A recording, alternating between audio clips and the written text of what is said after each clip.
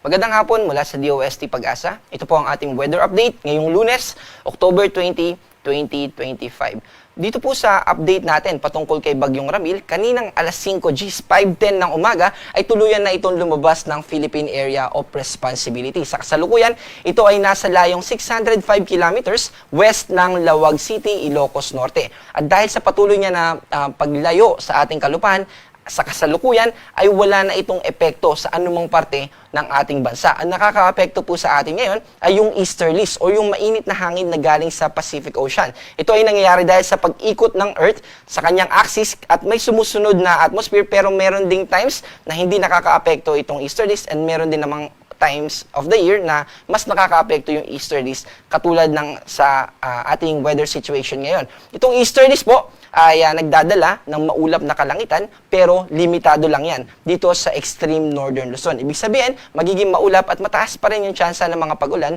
dito sa Batanes at sa Babuyan Islands. Pero dito sa Metro Manila at sa natitirang bahagi ng ating bansa, ay mababa na yung tsansa ng mga pag-ulan. Pero posible pa rin yung mga thunderstorms or yung mga localized thunderstorms. Ito yung mga pag-ulan for a specific area lamang and for a short period of time.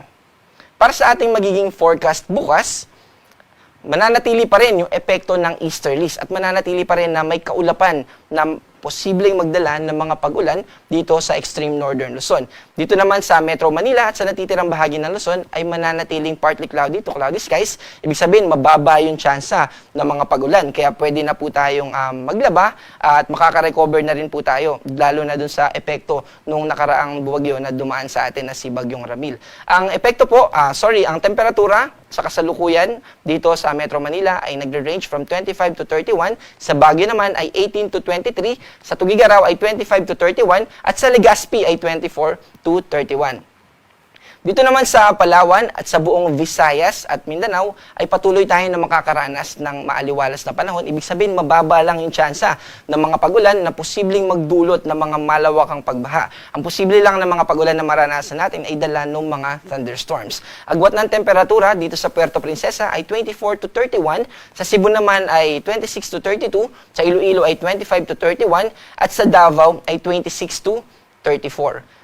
Sa kasalukuyan ay wala rin tayong nakataas na gale warning, pero gusto pa rin natin na pag-ingatin yung mga kababayan natin, lalo na kung maliit na sasakyang pandagat yung ating gagamitin. Dahil posible pa rin na kapag pumalaot tayo ng malayo sa ating kalupaan, ay maka-encounter tayo ng mga alon na pwedeng umabot ng 2.5 meters. Para sa ating magiging lagay ng panahon sa susunod na 3 araw sa mga piling syudad sa ating bansa, simula Wednesday hanggang Friday dito po sa Metro Manila, Baguio City at Legazpi City.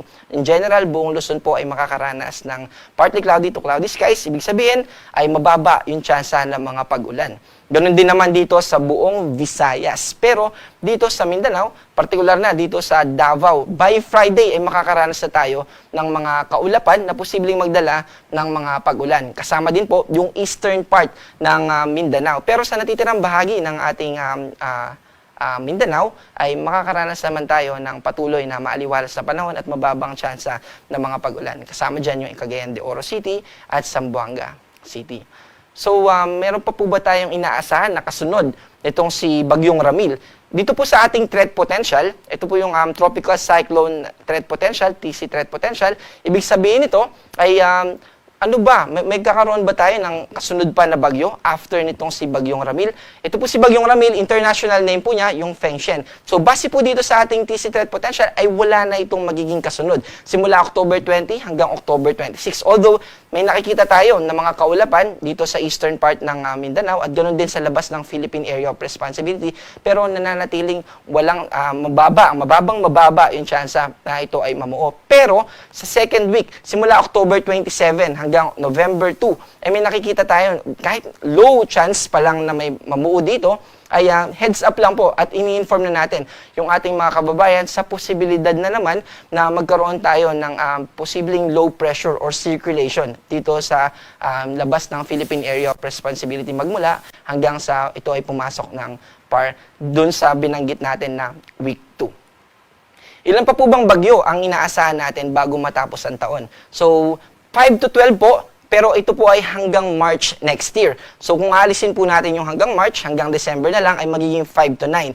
At dahil ngayong October ay meron ng 3 bagyo na pumasok sa ating Philippine Area of Responsibility, ay babawasan natin ng 3.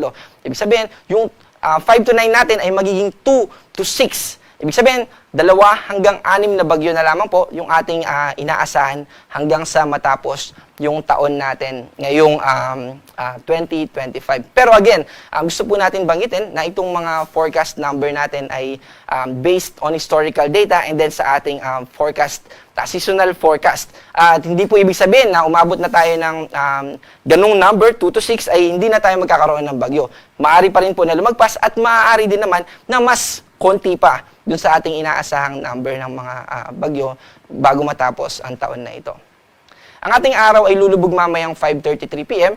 at muling sisikat bukas ng 5:49 ng umaga. Ako po si John Manalo, ang panahon ay nagbabago kaya maging handa at alerto.